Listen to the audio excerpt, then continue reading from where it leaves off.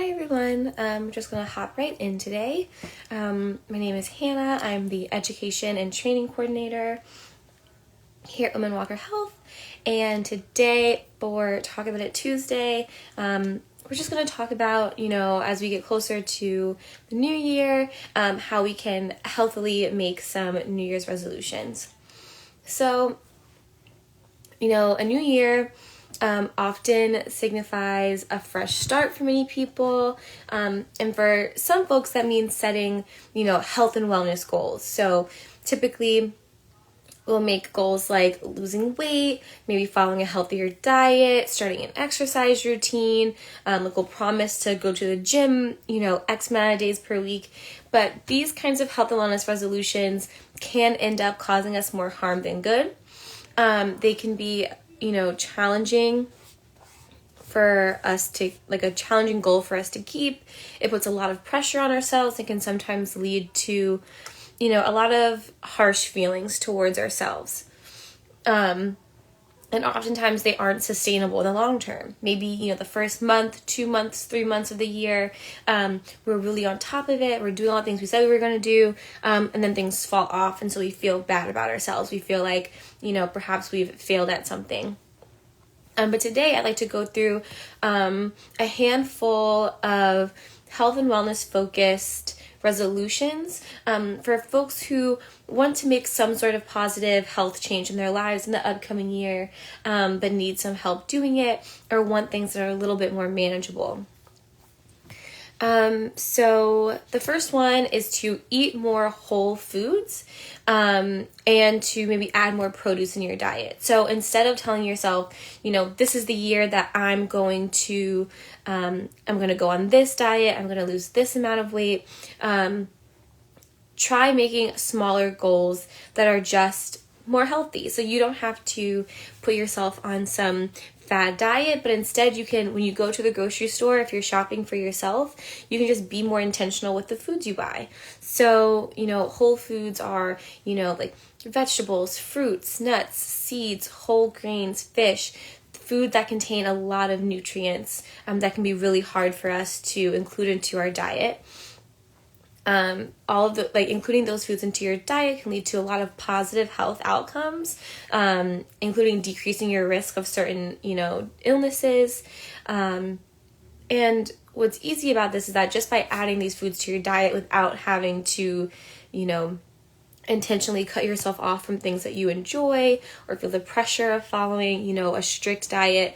This is really you just adding more healthy things into your life. And you get to choose what those things are based on what you prefer. The second one is to sit less and move more, which I know has been particularly difficult, especially for folks who are still, working from home. You're stuck inside a lot. So it's hard to not be so sedentary.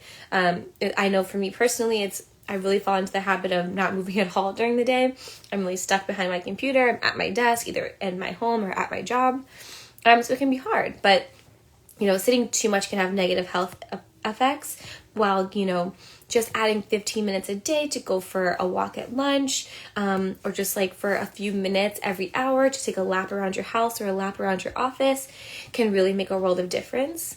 If you're able to have your walks be outside, even better, because just by putting yourself outside, are you better able to boost your mood, boost your productivity, and it's something that doesn't take a lot of time or a lot of effort to do, just to get up and move your body at all during your day.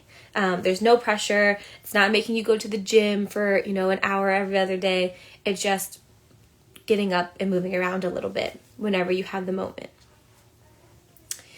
Let's see. The next one is to perhaps get more quality of sleep. Because we're at home a lot, I know a lot of folks now are struggling more and more with insomnia. It's hard to go from, having say you're working in your bedroom, having your bedroom be your workspace, your school space, and also the space where you have to lay down and rest. So folks are finding it more and more challenging to get sleep. So trying to improve your sleep in different ways can be really beneficial to you. There are a lot of ways that can help even in the times that we're living in. So, decreasing screen time right before bed. If you're like me, you can get the blue light blocking glasses. So if you have to be on your computer or on your phone, you can minimize the harmful light that comes from our electronics that can really keep our brains in work mode even when we're trying to sleep. You can try to reduce the extra light coming into your room. You can get blackout curtains. Or just really make sure that when you're going to sleep, you're turning off all those electronics, nothing bright, blinking, shining into your windows if you can. I know that's hard if you're like me and you live in the city. I think there's always at least a little bit of light coming through my window. But perhaps you could get an eye mask to try and like really just dim and calm down your space. Cutting back on caffeine, especially close to bedtime. I myself am a huge coffee drinker, so I really have to, by dinner time, really cut off all the caffeine so I can make sure that I'm ready to go to bed by the time that I've set for myself. And, really trying to get to bed at a reasonable time. It's easy to get sucked into, whatever the new Netflix show is and staying up way later than we need to. But giving yourself a set time to be in bed, even if you're not ready for sleep, but are just ready to, rest your body for a bit until you fall asleep, can be really helpful as well. You can try finding a physical activity that you enjoy. Sometimes when we know we want to move our bodies more, we want to work out, but all of the options that are inside of the gym seem really disinteresting or awful to conceptualize for yourself. Try to find an activity based on just how much you like it. Maybe you like to swim. Maybe you like to ride your bike. Don't put all the pressure on yourself. Don't put all the pressure on yourself to, make it to the gym multiple times a week. It is enough just to be physically active and move your body in any way that you can. So by finding something that you love to do, planning it in your schedule to allow yourself time to do it, and just aim to do that, a few times a week, or for a certain amount of time every day as your schedule allows, can be really impactful. You can, make the resolution to find more time for yourself, time to practice self-care, which can be really hard to fit into our schedule sometimes, but by finding things that you enjoy, finding quiet time in your day, to read, to prepare a meal for yourself, to go for a walk, to, get an extra hour of sleep, can be really beneficial to your overall health in the long run. And it can be something that is as long or as short as you'd like it to be. It is really up to you, whatever makes you happy, even if it's just, 30 minutes to lay in your bed and cuddle your pet. All right. Another thing you can do if you're someone, again, who is trying to eat more healthily this year, instead of, hopping on the next fad diet, just try to cook more meals at home. Just by, cooking, 3 meals at home per week, are going to, by default, kind of fall into a healthier diet. Because you're able to be really intentional about the things that you're eating. And it doesn't have to be an extravagant meal. It can be something as simple as cooking up a pot of pasta, making yourself a salad, whatever sounds good to you. It can be really quick and easy, and I encourage you to do that if that's something that sounds good for you. We can try to spend more time outside in 2022. Spending time outside is a really sustainable, healthy goal that can benefit most people regardless of where you live. Taking a walk outside during your lunch break, hiking on the weekends. If you're someone who enjoys camping, it's personally not for me, but I know a lot of people have gotten into that, especially over the last 2 years with COVID.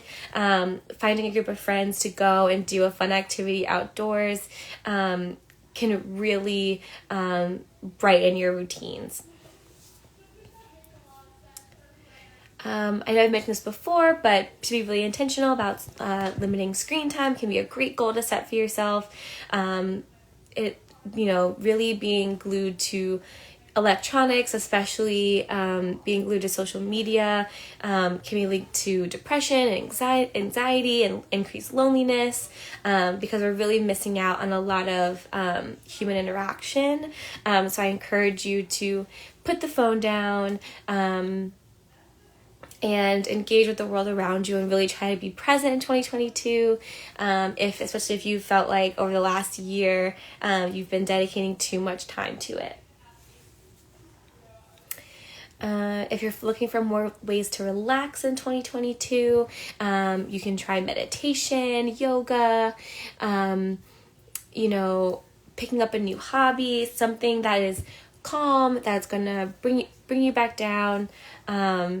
It kind of links back to practicing that self-care, just finding peaceful activities that you can do, just kind of on your own to recenter yourself, set more goals for yourself, be intentional about, what's going on in your life, what's going on in your day, and getting yourself in the place that you want to be.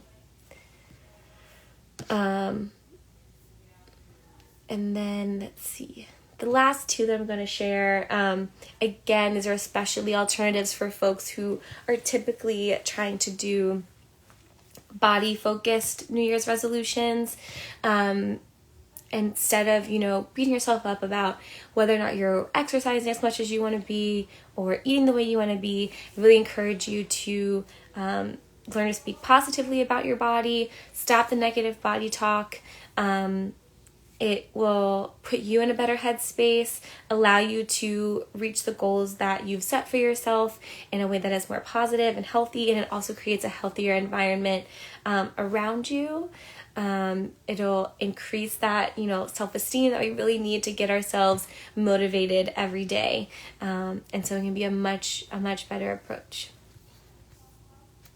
All right. Well, those are everything that I have that's everything I have today. Again, not New Year's resolutions aren't for everyone. So by all means, these are not mandatory things that you have to do. You don't have to set resolutions at all. Getting day to day is enough.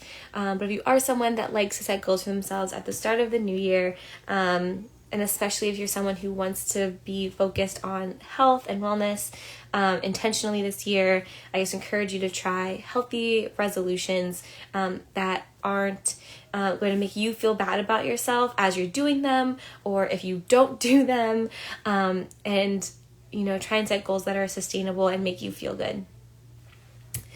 All right, that's all I have. As always, if anyone is interested in free HIV or STI testing, we offer it by appointment only at our Southeast and Northwest locations. If you're interested in setting up an appointment, you can give us a call at 202-797-4439. Again, that number is 202-797-4439. Happy Tuesday, everyone. I hope you have a wonderful rest of your week. A Merry Christmas, a Happy New Year, and Happy Holiday. Good night, everyone.